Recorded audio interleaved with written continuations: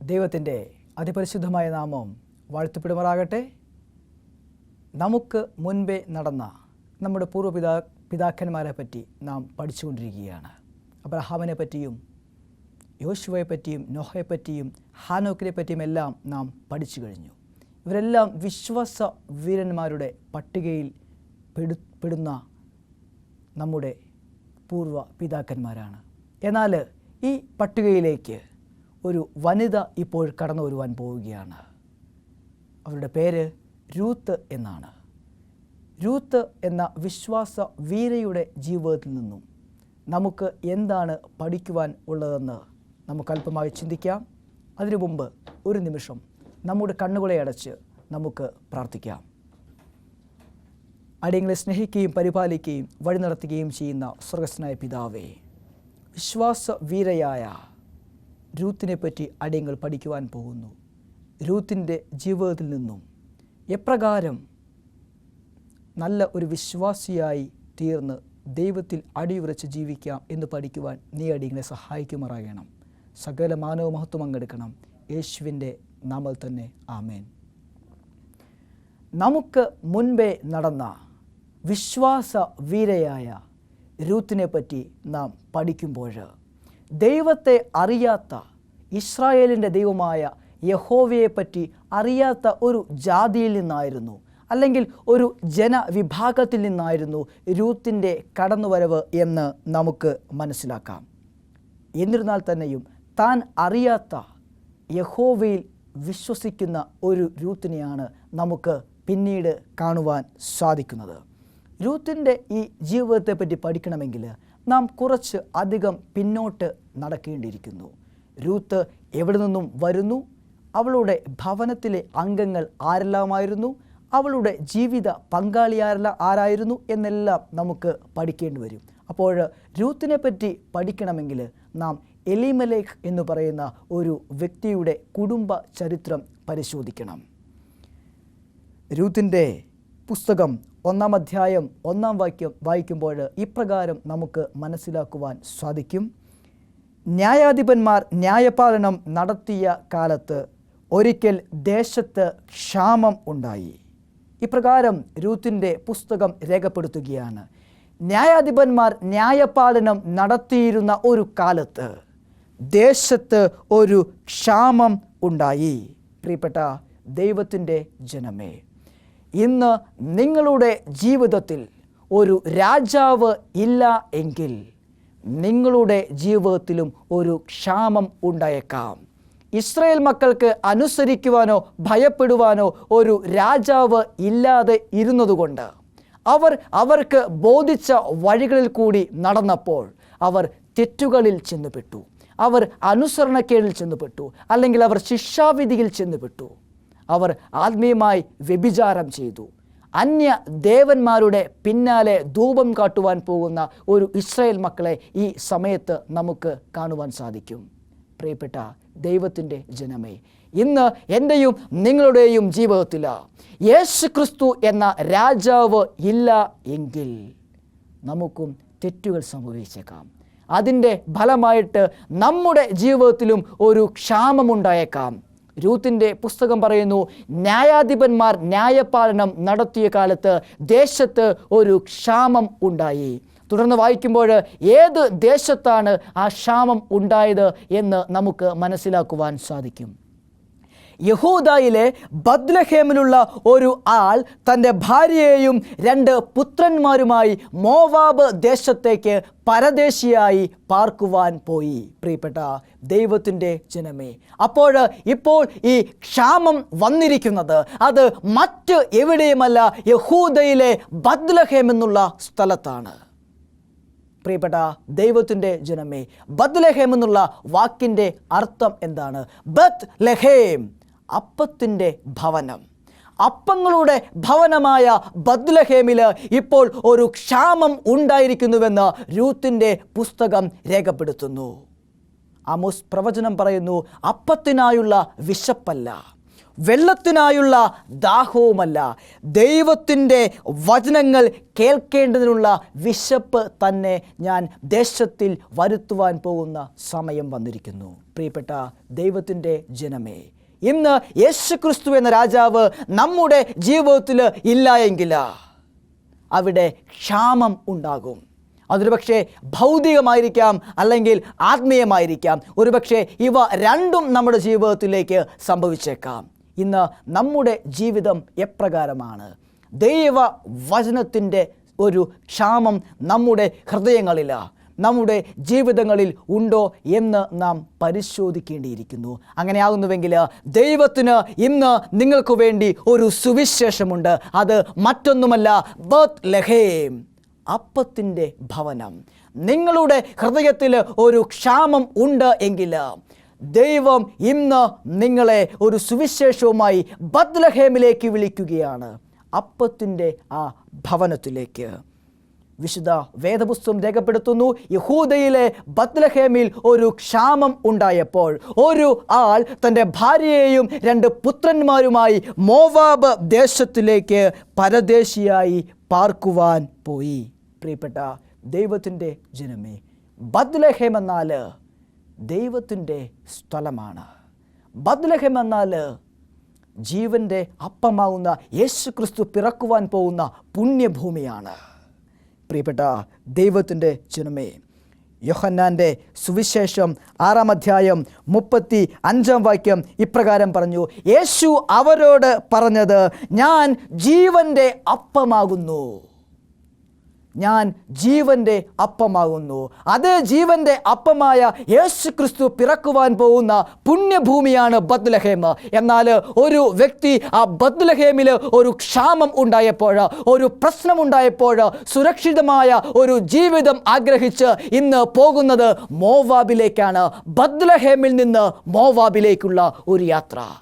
Bethlehem എന്നാൽ പുണ്യഭൂമിയാണ്. എന്നാൽ Moab എന്നാൽ വേദപുസ്തകം പറയുന്നു അത് പൈശാചികനാണ്. തീർച്ചയായും പൈശാചികൻ തന്നെ ആയിരിക്കും എലീമേലെക്ക് എന്ന് പറയുന്ന ഈ വ്യക്തിയെ ബത്ലഹേമിൽ നിന്നും, ദൈവത്തിൻ്റെ ഭവനത്തിൽ നിന്നും, അപ്പങ്ങളുടെ ദേശത്തു നിന്നും മോവാബിലേക്ക്, പിശാചിൻ്റെ ഗുഹയിലേക്ക് പോകുവാൻ പ്രേരിപ്പിച്ചത് എന്ന് ഞാൻ വിശ്വസിക്കുന്നു.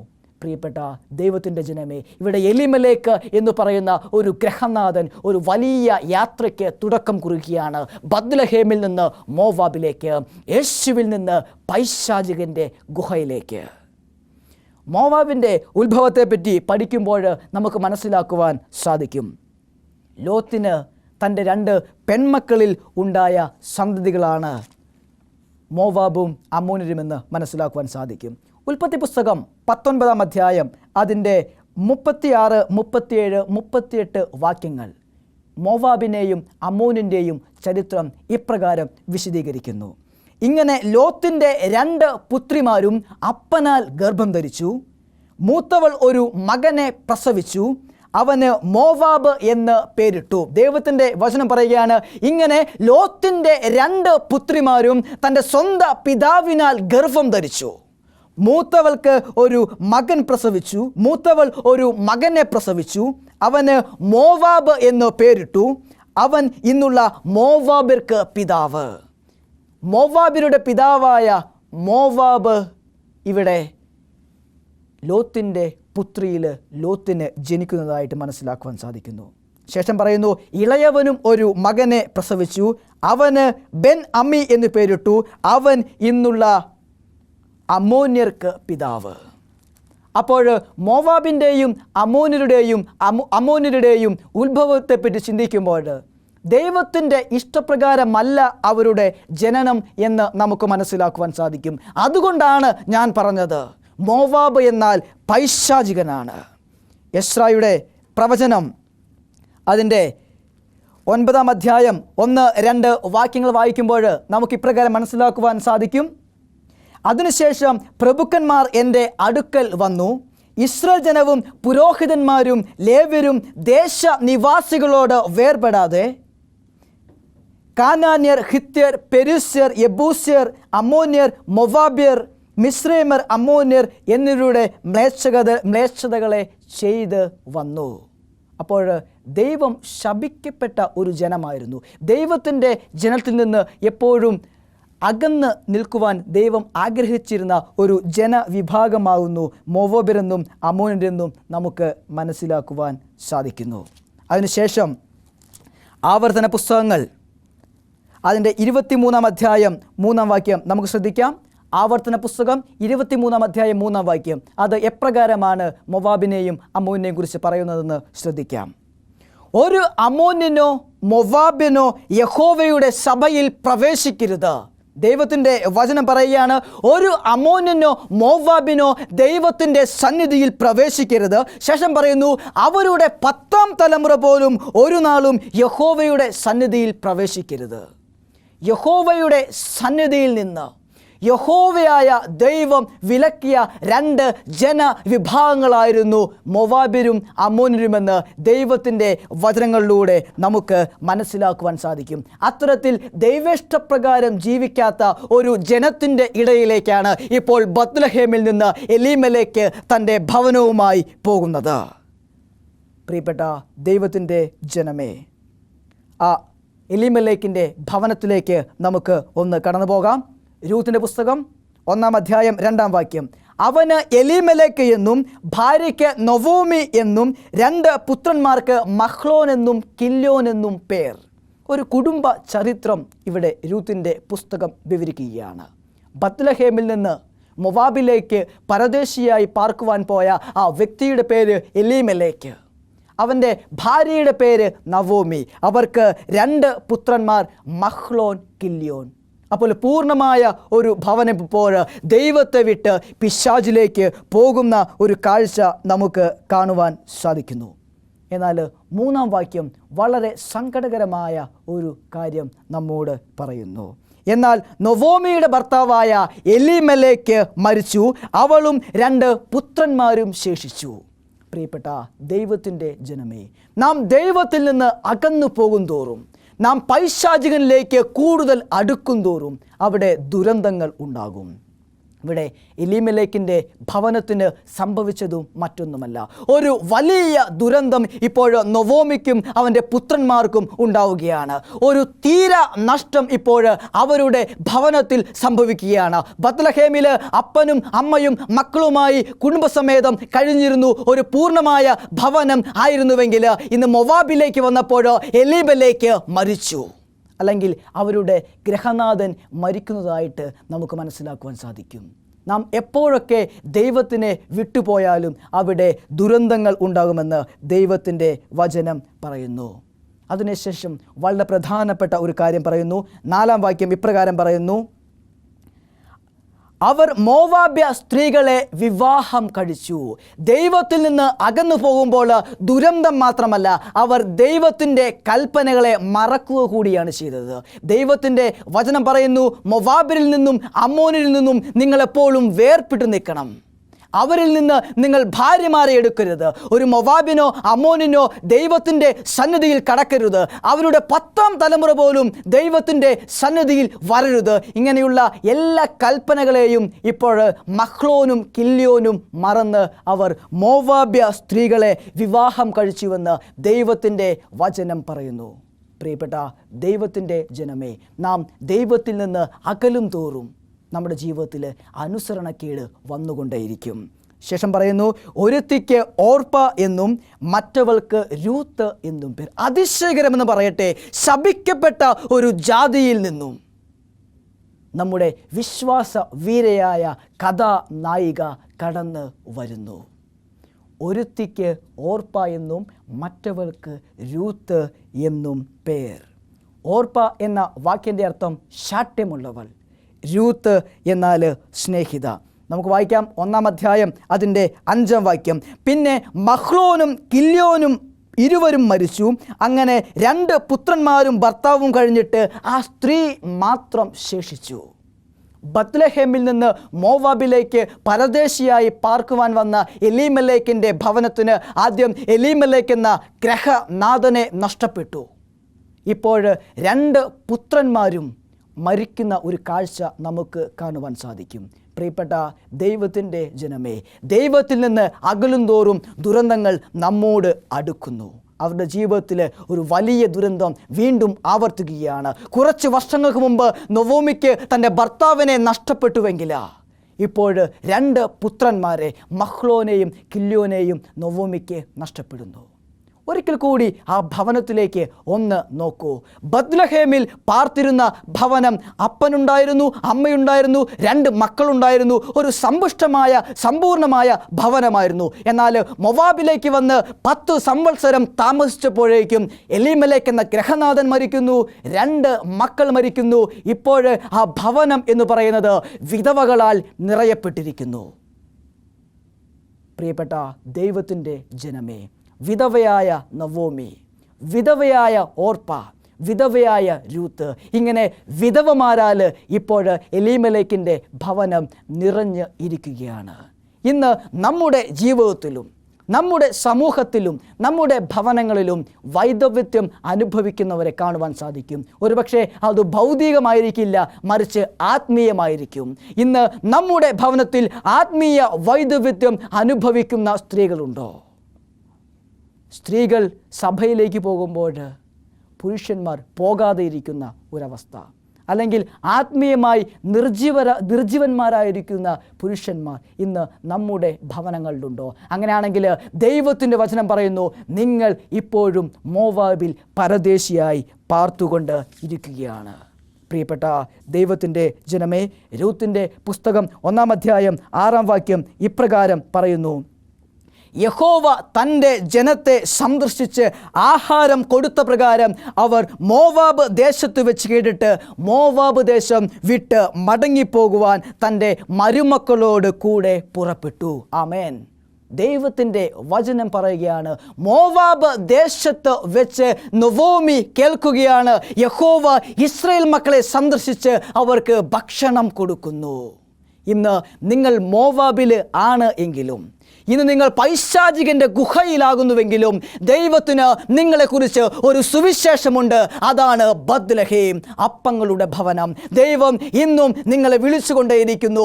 ബത്ലഹേമിലേക്ക് തിരിച്ചു വരുവിൻ, ക്രിസ്തുയേശുവിലേക്ക് തിരിച്ചു വരുവിൻ, ഞാൻ ജീവൻ്റെ അപ്പമാകുന്നു. ഇവിടെ നവോമി ഒരു വലിയ തീരുമാനമെടുക്കുകയാണ്. മോവാബിൽ നിന്നും ബത്ലഹേമിലേക്ക് തിരിച്ചു പോവുകയാണ്. കുറച്ച് മുമ്പ് 10 വർഷങ്ങൾക്ക് മുമ്പ് എലീമേലെക്ക് ബത്ലഹേമിൽ നിന്നും മോവാബിലേക്ക് പോകാം എന്ന തെറ്റായ ഒരു തീരുമാനമെടുത്തപ്പോൾ ആ തീരുമാനത്തിന് വില കൊടുക്കേണ്ടി വന്നത് അവൻ്റെ ജീവൻ കൊണ്ടാണ്, അവൻ്റെ പുത്രന്മാരുടെ ജീവൻ കൊണ്ടാണ്. ഇപ്പോൾ ആ തെറ്റ് ഇവിടെ ഗ്രഹനായികയായ നവോമി തിരുത്തുകയാണ്. അവളിപ്പോൾ മോവാബിൽ നിന്നും ബത്ലഹേമിലേക്ക് തിരിച്ച് പോവുകയാണ്. പൈശാചികൻ്റെ ഗുഹയിൽ നിന്നും ജീവൻ്റെ അപ്പമായ ക്രിസ്തുയേശുവിൻ്റെ ദൈവത്തിൻ്റെ അരികിലേക്ക് അവർ തിരിച്ചു പോകുന്നു. 1-ാം അധ്യായം 14-ാം വാക്യം ഇപ്രകാരം പറയുന്നു: അവർ പിന്നെയും പൊട്ടിക്കരഞ്ഞു, ഓർപ്പ അമ്മായിയമ്മയെ ചുംബിച്ച് പിരിഞ്ഞു. മൂത്ത മരുമകളായ ഓർപ്പ അമ്മായിയമ്മയെ ചുംബിച്ച് പിരിഞ്ഞു എന്ന് ദൈവത്തിൻ്റെ വചനം നമ്മോട് പറയുന്നു. എന്നാൽ 1-ാം അധ്യായം 15-ാം വാക്യം പറയുന്നു, രൂത്തോ അവളോട് പറ്റി നിന്നു. രൂത്തോ തൻ്റെ അമ്മായിയമ്മയായ നവോമിയോട് പറ്റി നിന്നു. അപ്പോൾ അവൾ പറയുകയാണ്, നിന്റെ സഹോദരി നിന്റെ സ്വജനത്തിൻ്റെ അരികിലേക്ക്, സ്വദേവന്മാരുടെ അരികിലേക്ക് മടങ്ങിപ്പോയി. അതുകൊണ്ട് മകളെ, നീയും അവളോട് പിന്നാലെ പോയിക്കൊള്ളുക, അവളോട് കൂടെ പോയിക്കൊള്ളുക. അപ്പോഴാണ് വിശ്വാസവീരയായ രൂത്ത് പറയുന്നത്, നിന്നെ വിട്ടുപിരിവാനും നിന്റെ കൂടെ വരാതെ മടങ്ങിപ്പോകുവാനും മാത്രം നീ എന്നോട് പറയരുതേ. രൂത്ത് നൊവോമിയോട് അപേക്ഷിക്കുകയാണ്, നിന്നെ വിട്ടുപിരിയുവാനും നിന്നോട് കൂടെ വരരുത് എന്നും മാത്രം നീ എന്നോട് പറയരുത്. അതിന് ശേഷം പറയുന്നു, നീ പോകുന്നിടത്ത് ഞാനും പോകും, നീ പാർക്കുന്നിടത്ത് ഞാനും പാർക്കും, നിന്റെ ജനം എൻ്റെ ജനം, നിന്റെ ദൈവം എൻ്റെ ദൈവം. പ്രിയപ്പെട്ട ദൈവത്തിൻ്റെ ജനമേ, യഹോവയായ ദൈവത്തെ അറിയില്ലാത്ത അന്യജാതിയിൽപ്പെട്ട ഒരു സ്ത്രീ ഇപ്രകാരം പറയുകയാണ്, നിന്റെ ജനം എൻ്റെ ജനം, നിന്റെ ദൈവം എൻ്റെ ദൈവം. രൂത്തിൻ്റെ വിശ്വാസം എത്രത്തോളം ശക്തമാണ് എന്ന് ഈ വാക്കുകളിലൂടെ നമുക്ക് മനസ്സിലാക്കുവാൻ സാധിക്കും. അവൾക്ക് വേണമെങ്കിൽ അവളുടെ ചേച്ചിയെ പോലെ, ഓർപ്പയെ പോലെ മൊവാബ് ദേശത്തേക്ക് തിരിച്ചു പോകാമായിരുന്നു. എന്നാൽ മൊവാബിലെ വിഗ്രഹങ്ങളെയല്ല, മറിച്ച് ഇസ്രായേലിലെ സത്യമായ ദൈവത്തെയാണ് രൂത്ത് തിരഞ്ഞെടുത്തത്. പ്രിയപ്പെട്ട ദൈവത്തിൻ്റെ ജനമേ, ആ തിരഞ്ഞെടുപ്പ് അവളുടെ വിശ്വാസത്തിൽ നിന്ന് ഉരുത്തിരിഞ്ഞ ഒന്ന് ആയിരുന്നു. ഇന്ന് നമ്മുടെ വിശ്വാസം എപ്രകാരമാണ്? നമുക്ക് അത്തരത്തിൽ ശക്തമായ ഒരു വിശ്വാസമുണ്ടോ? അത്തരത്തിൽ ശക്തമായ ഒരു വിശ്വാസം ഉണ്ട് എങ്കിൽ നിനക്ക് വേണ്ടി ഒരു വീണ്ടെടുപ്പുകാരൻ ഉണ്ട്. രൂത്തിൻ്റെ പുസ്തകം 2-ാം അധ്യായം 3-ാം വാക്യം പറയുന്നു, അവൾ അങ്ങനെ വയലിൽ കൊയ്ത്തുകാരുടെ പിന്നാലെ ചെന്ന് പെറുക്കി. ഭാഗ്യവശാൽ അവൾ പെറുക്കുവാൻ ചെന്നത് എലീമലേക്കിൻ്റെ കുടുംബക്കാരനായ ബോവാസിൻ്റെ വയലിൽ ആയിരുന്നു. പ്രിയപ്പെട്ട ദൈവത്തിൻ്റെ ജനമേ, രൂത്തിൻ്റെ ജീവിതത്തിലേക്ക് ഒരു വീണ്ടെടുപ്പുകാരൻ ഇവിടെ കടന്നു വരുന്നതായിട്ട് ദൈവത്തിൻ്റെ വചനം പറയുന്നു. എലീമലേക്കിൻ്റെ കുടുംബക്കാരനായ മഹാധനികനായ ബോവാസ്. രൂത്തിൻ്റെ വിശ്വാസത്തിൻ്റെ പ്രതിഫലമായിരുന്നു ബോവാസ് എന്ന വീണ്ടെടുപ്പുകാരൻ്റെ വരവ്.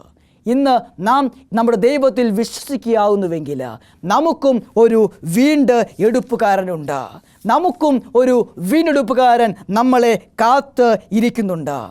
തീത്തോസിൻ്റെ ലേഖനം 2-ാം അധ്യായം 14-ാം വാക്യം ഇപ്രകാരം പറയുന്നു, അവൻ നമ്മെ സകല അധർമ്മത്തിൽ നിന്നും വീണ്ടെടുത്ത് സൽപ്രവർത്തിക്ക് ശുഷ്കാന്തിയുള്ള ഒരു സ്വന്തം ജനമായി തനിക്ക് ശുദ്ധീകരിക്കേണ്ടതിനും തന്നെത്താൻ നമുക്ക് വേണ്ടി കൊടുത്തു. പ്രിയപ്പെട്ട ദൈവത്തിൻ്റെ ജനമേ, സ്വന്തം രക്തം കൊടുത്ത് നമ്മെ വീണ്ടെടുത്ത ഒരു അരുമ രക്ഷകൻ ഇന്ന് എനിക്കും നിങ്ങൾക്കും ഉണ്ട്. അവൻ നമ്മെ വീണ്ടെടുക്കുവാൻ വേണ്ടി പോകുന്നു. എഫേസ്യ ലേഖനം 2-ാം അധ്യായം 7-ാം വാക്യം പറയുന്നു, അവനിൽ നമുക്ക് അവൻ്റെ രക്തത്താൽ അതിക്രമങ്ങളുടെ മോചനമെന്ന വീണ്ടെടുപ്പ് ഉണ്ട്. അപ്പോസ്തലനായ പൗലോസ് പറയാണ്, യേശുക്രിസ്തുവിൽ അവൻ്റെ രക്തം കൊണ്ട് നമുക്ക് ഒരു വീണ്ടെടുപ്പ് ഉണ്ട്.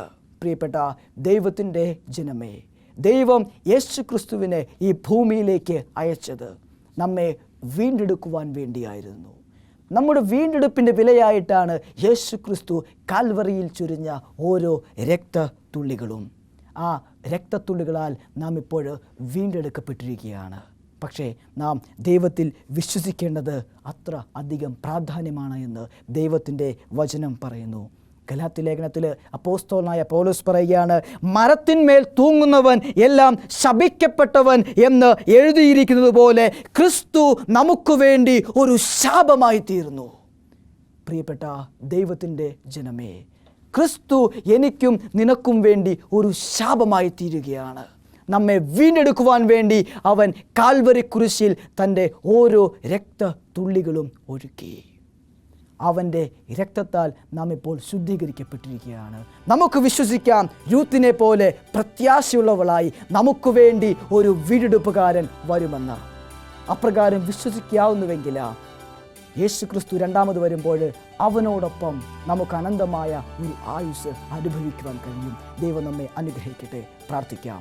അടിയങ്ങളെ സ്നേഹിക്കുകയും പരിപാലിക്കുകയും ചെയ്യുന്ന സ്വർഗസ്വനായ പിതാവേ, അടിയങ്ങൾക്ക് വേണ്ടി ഒരു വീണ്ടെടുപ്പുകാരനുണ്ട് എന്നുള്ള സുവാർത്ത പങ്കുവച്ചിരിക്കുന്ന വലിയ കൃപയ്ക്കായി സ്തോത്രം ചെയ്യുന്നു. അടിയങ്ങളുടെ ജീവിതത്തിൽ തന്നെ വിശ്വാസത്തിൽ ഉറപ്പിച്ച് യേശുക്രിസ്തുവിൻ്റെ രണ്ടാം വരവിന് വേണ്ടി കാത്തിരിക്കുവാൻ സഹായിക്കുമാറാകണം.